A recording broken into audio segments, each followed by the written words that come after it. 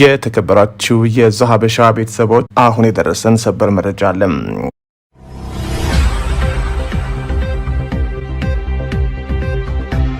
አዳነች አቤቤ የመጀመሪያዋ ሴት የአዲስ አበባ ከንቲባ ሆኑ።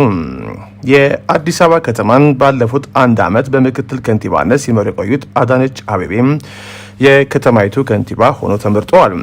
ከንቲባይቱ የተመረጡት ዛሬ ማክሰኞ መስከረም 18 ቀን 2014 በተከናወነው የአዲስ አበባ ከተማ ምክር ቤት የጉባኤ ምስረታ ላይ ነው። በሌላ በኩልም የባህልና ቱሪዝም ሚኒስትር ዴኤታ ሆነው ሲያገለግሉ የቆዩት የቤኒሻንጉል ጉሙዟ ቡዜና አብዱልቃድር የአዲስ አበባ ምክር ቤት አፈ ጉባኤ ሆነው ተመርጠዋል። ምክር ቤቱ የ47 ዓመቷን አፈ ጉባኤ የመረጠው በሙሉ ድምጽ ነው። ወይዘሮ ቡዜና ከዚህ ቀደም የአሶሳ ከተማ የምክር ቤት አባል ነበሩ። በቤኒሻንጉል ጉሙዝ ክልል የሴቶችና ህጻናት ቢሮ ኃላፊ ሆነው ሰርተዋል። አዲሷ አፈ ጉባኤ መጀመሪያ ዲግሪያቸውን በቢዝነስ ማኔጅመንት ያገኙ ሲሆን ሁለተኛ ዲግሪያቸውን ደግሞ በሊደርሺፕና ጉድ ገቨርናንስ ተቀብሏል። ምክር ቤቱ የአዲስ አበባ ቱሪዝም ቢሮ ኃላፊ የነበሩትና የሶማሌ ክልል ተወላጇን ፈይዛ መሐመድን በምክትል አፈ ጉባኤነት መርጧል። በኢኮኖሚክስ የመጀመሪያ ዲግሪ በቢዝነስ አስተዳደር ደግሞ ሁለተኛ ዲግሪ ያላቸው ፈይዛ በ138 ድምጽ ነው በምክትል አፈ ጉባኤ ተመረጡት። አሁን አዳነች አቤቤ እንደተመረጡ ያደረጉትን ንግግር እናሳያችሁ። ቀኝ እጆትን ወደ ላይ በማንሳት እኔ የምለውን ተከትሎኝ ይላሉ። እኔ ወይዘሮ አዳነች አቤቤ በዛሬው ዕለት የአዲስ አበባ ከተማ አስተዳደር ከንቲባ በመሆን ስራዬን ስጀምር ለሕገ መንግስቱ ታማኝ በመሆን በከተማው ሕዝብና መንግስት የተጣለብኝን ኃላፊነት በቅንነት በታማኝነት እንዲሁም ሕግና ስርዓትን መሰረት በማድረግ ስራዬን እንደምፈጽም ቃል እገባለሁ። መልካም የስራ ዘመን። አመሰግናለሁ።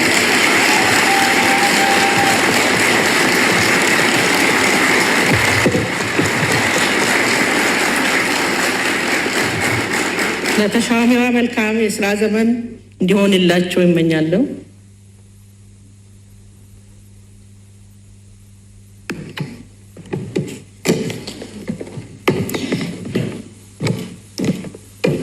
የተከበሩ አፈ ጉባኤ፣ የተከበራችሁ የምክር ቤት አባላት፣ የተገኛችሁ እንግዶች፣ ውድ የአዲስ አበባ ነዋሪዎች፣ ክቡራትና ክቡራን፣ ከሁሉ አስቀድሜ አዲስ አበባ ለአዲስና ታሪካዊ ክቡራትና ክቡራን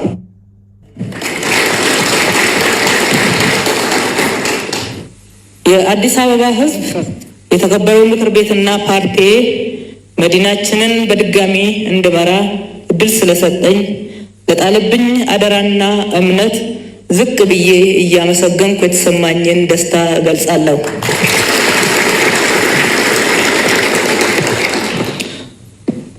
ሁላችሁም እንደምታስታውሱት ሰኔ 14 2013 ዓ.ም የተካሄደው 6ኛው ሀገራዊና ከተማ አቀፍ ምርጫ በሁለንተናዊ አስገራሚ የህዝብ ፍላጎት እና ቁርጠኝነት የታየበት ሰላማዊ፣ ነፃና ዲሞክራሲያዊ ሆኖ በኢትዮጵያና በኢትዮጵያ ህዝቦች አሸናፊነት የተጠናቀቀ ታሪካዊና አዲስ ምዕራፍ ከፋች ሆኖ በታሪካችን ተመዝግቧል።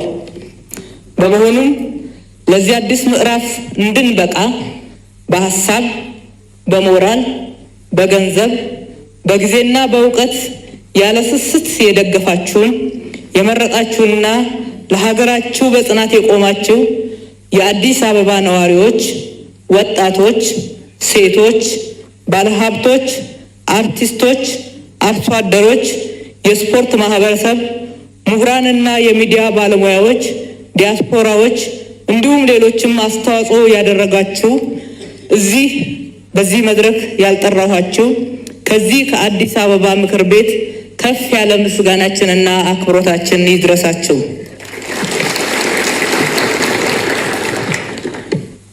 ኢትዮጵያ በማንነት፣ ባህል፣ በታሪክና በሃይማኖት ህብር የተሞላች ጥንታዊ ባለብዙ ድንቅና አኩሪ ታሪክ ያላት ታላቅ ሀገር ናት።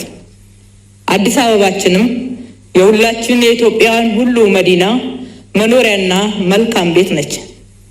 ህዝቦቿን በብዙሃነት ውስጥ የአብሮነት መኖርን ትርጉም ያስተማሩ፣ ብዙሃነት ድክመት አለመሆኑን ያስመሰከሩ፣ የአብሮነትን መኖር ትርጉም ያሳዩ፣ ብዙሃነት ድክመት አለመሆኑን በተግባር የኖሩ፣ እንደ ድርና እንደ ማግ የተዋደዱና የተጋመዱ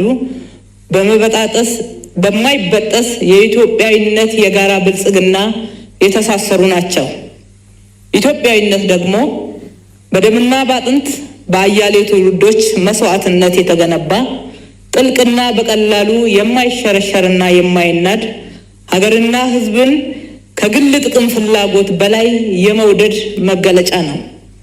በሌላ በኩል የምንወዳት እንደ ዓይናችን ብሌን የምንሳሳላት ሀገራችን ኢትዮጵያ የብዙ ሀብቶች ባለቤት ብትሆንም ለዘመናት በውስጣዊና በውጫዊ ተጽዕኖዎች ምክንያት ያላትን ሀብት ሳትጠቀም በድህነት አዙሪት ውስጥ ስትዳክር መኖሯ ግልጽ ነው።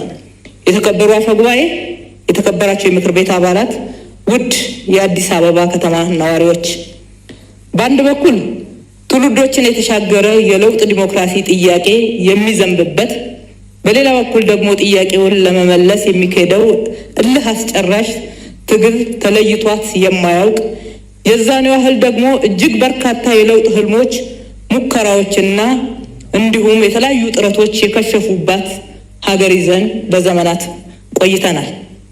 ይህንን ሁኔታ ከስር ከመሰረቱ ለመቀየር በሚያስችል ሁኔታ ከዛሬ 3 ዓመት ገደማ ጀምሮ በህዝብ ግፊትና በለውጥ ኃይሎች ሳቢነት እና መሪነት የዘመናት ትግል የለውጥ መሻትን እውን ወደሚሆንበት ምዕራፍ መሸጋገር ጀምረናል።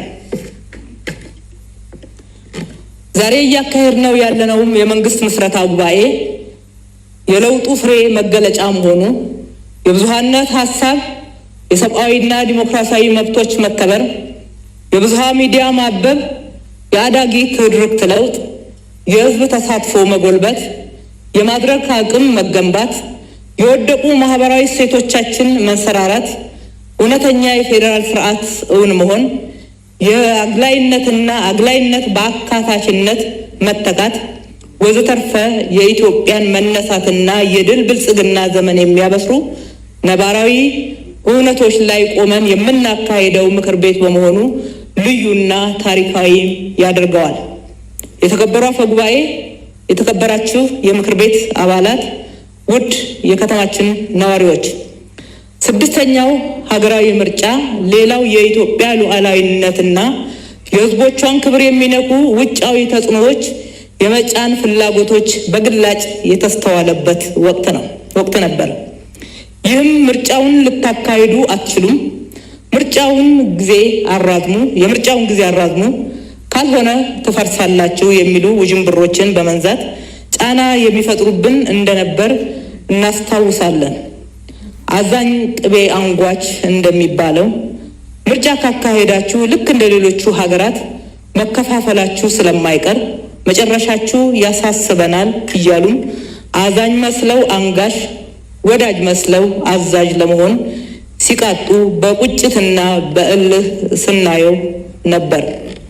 በዚህ ሁኔታ የልብ የተሰማቸው አንዳንዶች ደግሞ ስልጣን ከህዝብ የመነጨ ሳይሆን በእነኚህ አንጋሾች ተደግፈው እንደ ቅርጫ መከፋፈል የሚቻል መስሏቸውም ተንቀሳቅሰዋል።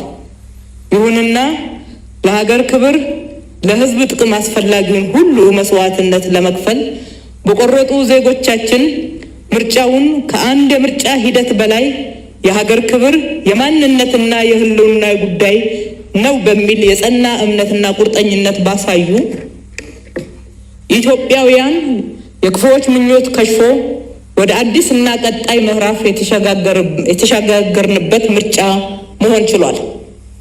በአዲስ አበባ ከተማም የተካሄደው ምርጫም የዚሁ ነጸብራቅ ነው። ምርጫችን አንድም ዲሞክራሲን እውን የማድረግ ሁለትም የሀገርን ክብር የማስጠበቅና ይህንኑ ዓላማ የማጽናት ዓላማ የያዘ ነበር። ይልቁንም አዲስ አበባ የፖለቲካ፣ የኢኮኖሚ፣ የዲፕሎማሲ ማዕከልና ዓለም አቀፍ ተቋማት መቀመጫነቷን እንደ ግብዓት በመውሰድ ምርጫውን ከአውዱ ውጪ ለመጠቀም ደባል አጀንዳዎችን በማምጣት ህዝቡን ለማሳሳቱም ሙከራዎች ተደርገው ነበር። ነገር ግን አስተዋዩ የአዲስ አበባ ከተማ ነዋሪ ነገሮችን ሁሉ በብስለትና በሚዛናዊነት አይቶ ዳኝነቱን የሰጠበት ሂደት የሚደነቅ ሆኖ አልፏል። የከተማችን ህዝብ ድምፅ አሰጣጥ ሁለት ትርጉም አለው። የመጀመሪያው ትርጉሙ ህዝቡ በርካታ ያልተመለሱ ጥያቄዎችና ያልተፈቱ ችግሮች ቢኖሩትም በለውጡ ጅምር እርምጃዎች ተስፋ ማድረጉንና በፓርቲያችን አሻጋሪ ሀሳቦች ላይም ተስፋ መጣሉን ያሳየበት ነው።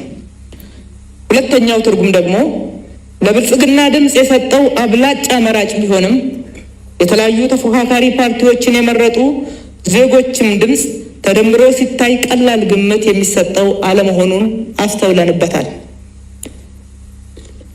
ይህም ድምፅ ሊከበር የሚገባው ድምፅ ነው።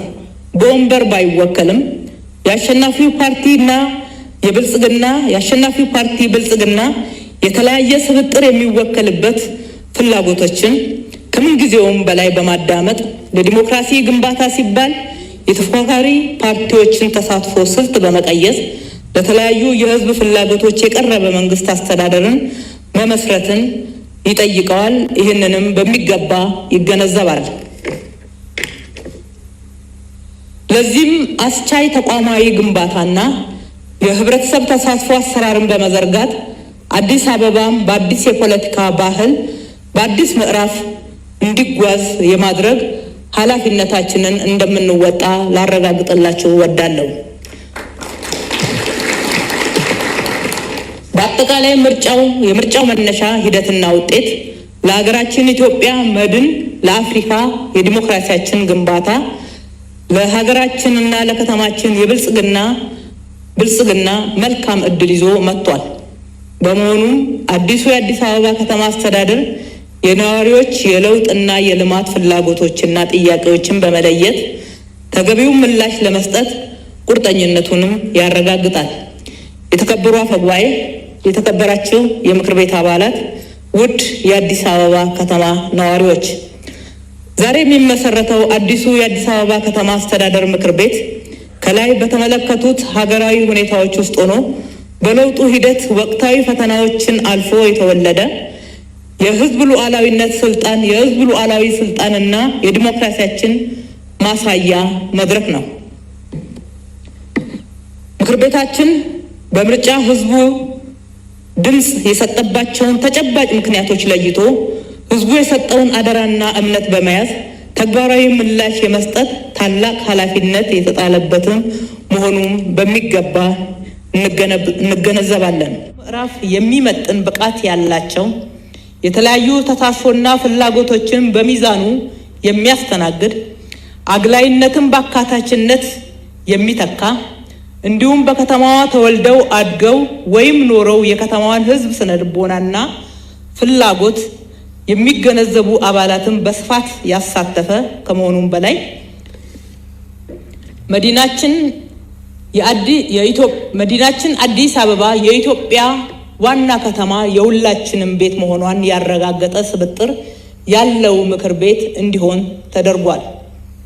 በዚህም ፓርቲያችን የብልጽግና ዓላማና ለህዝቡ ቃል የገባውን ማኒፌስቶ ወደ ተግባር ለመለወጥ የሚያስችል አደረጃጀትና አሰራርን በተግባር ለማረጋገጥ የሚጠበቅበትን ኃላፊነት በመወጣት የሰጠውን እድል በአግባቡ እንዲጠቀምበት ለማድረግ ይህ ምክር ቤትና አባላቱ ከፍተኛ ኃላፊነት ተጥሎባቸዋል።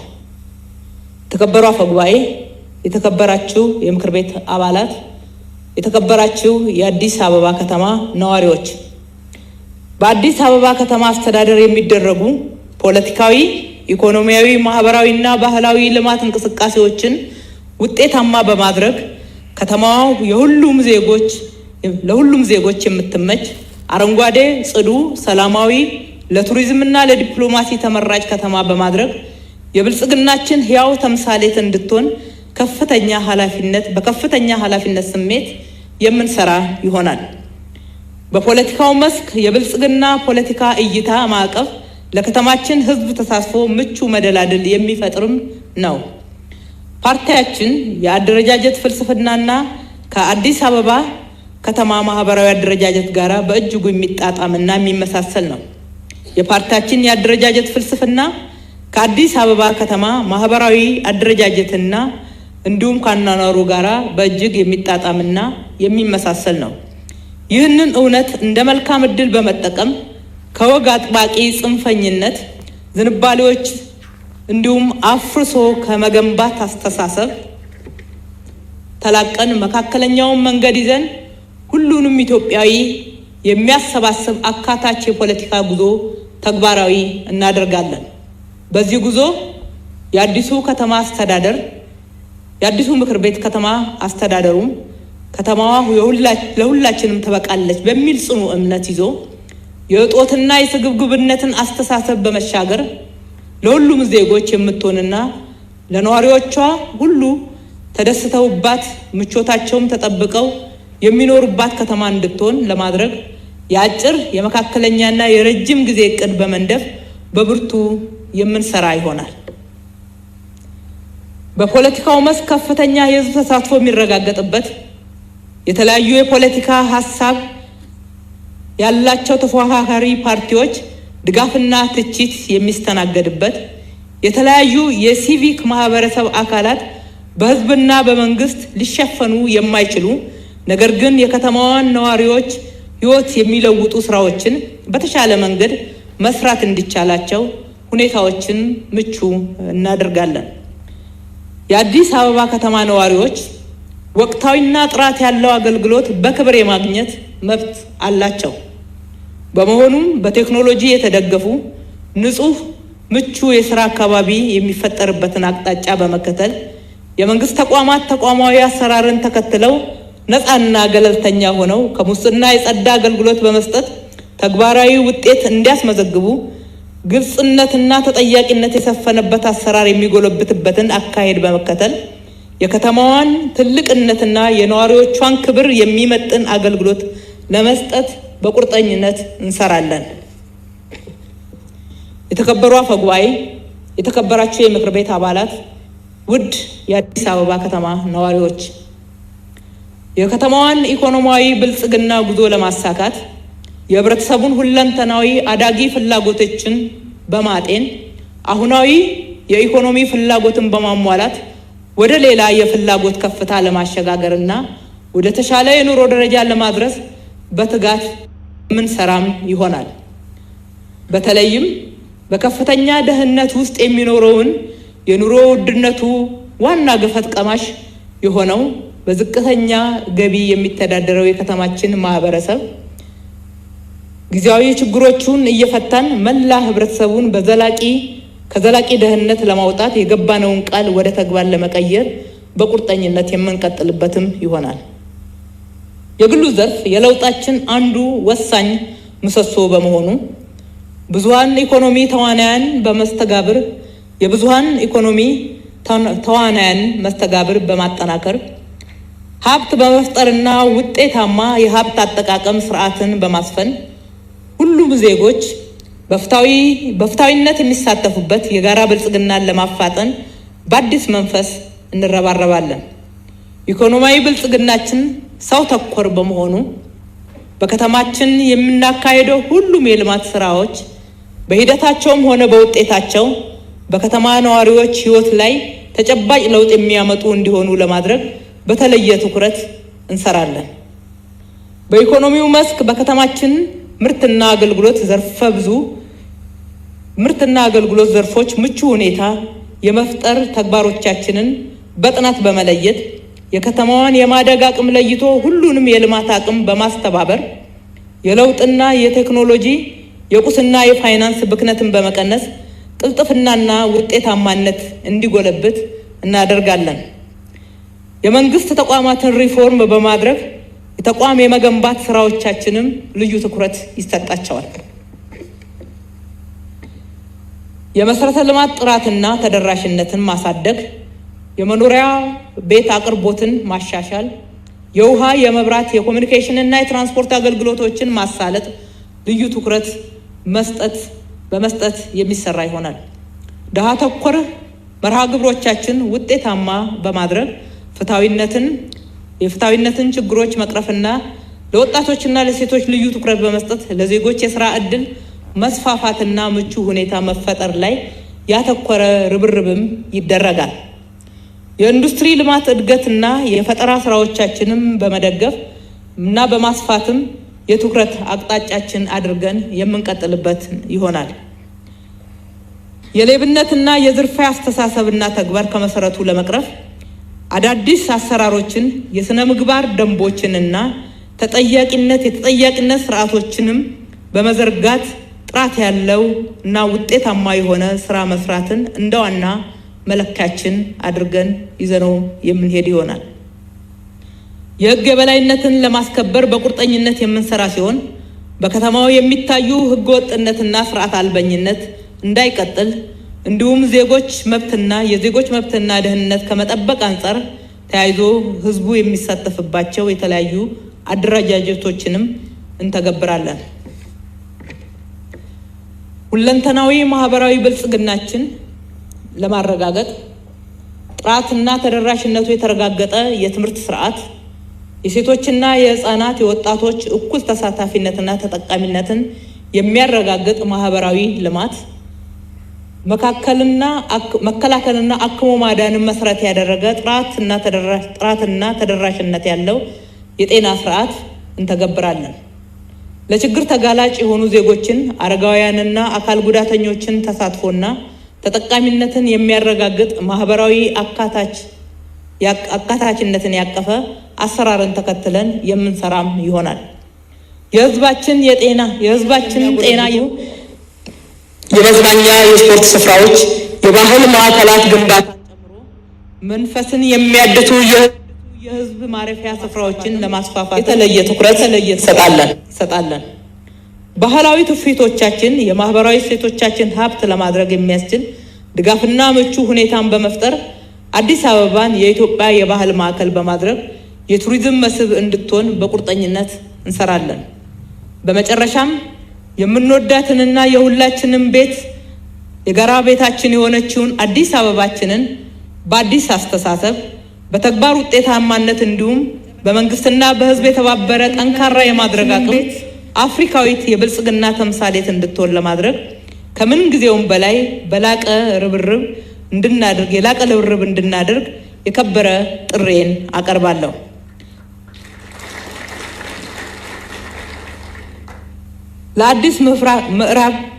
ለአዲስ ምዕራፍ መነሻ የሆናችሁ የለውጥ ኃይሎች፣ መላው የአዲስ አበባ ከተማ ነዋሪዎች፣ ምሁራን፣ ባለሀብቶች፣ ወጣቶች፣ ሴቶች፣ የተለያየ ሙያ የተሰማራ የተለያዩ ልዩ ተዋናያን ላደረጋችሁልን አጠቃላይ ድጋፍ ከልብ የመነጨ ምስጋናዬን በድጋሜ ላቀርብላችሁ እወዳለሁ። እምነት ጥላችሁብን ድምጻችሁን የሰጣችሁን ውድ የከተማችን ነዋሪዎች ከምንም በላይ አለቃችን እናንተ ናችሁ። እኛ ቃላችንን ጠብቀን እምነታችሁን ሳናጓድል ዝቅ ብለን ልናገለግላችሁ ተዘጋጅተናል። ከላይ ዘረዘርናቸውን ኃላፊነቶች ግን በተሟላና በብቃት እንድንወጣ የላቀና ያልተቋረጠ ድጋፋችሁ እንዳይለየን በታላቅ አክብሮት እጠይቃለሁ። ፈጣሪ ኢትዮጵያ በልጆቿ ጥረትና ግረት ታፍራና ተከብራ ለዘላለም ትኑር። ፈጣሪ ኢትዮጵያና ሕዝቦቿን ይባርክ። አመሰግናለሁ።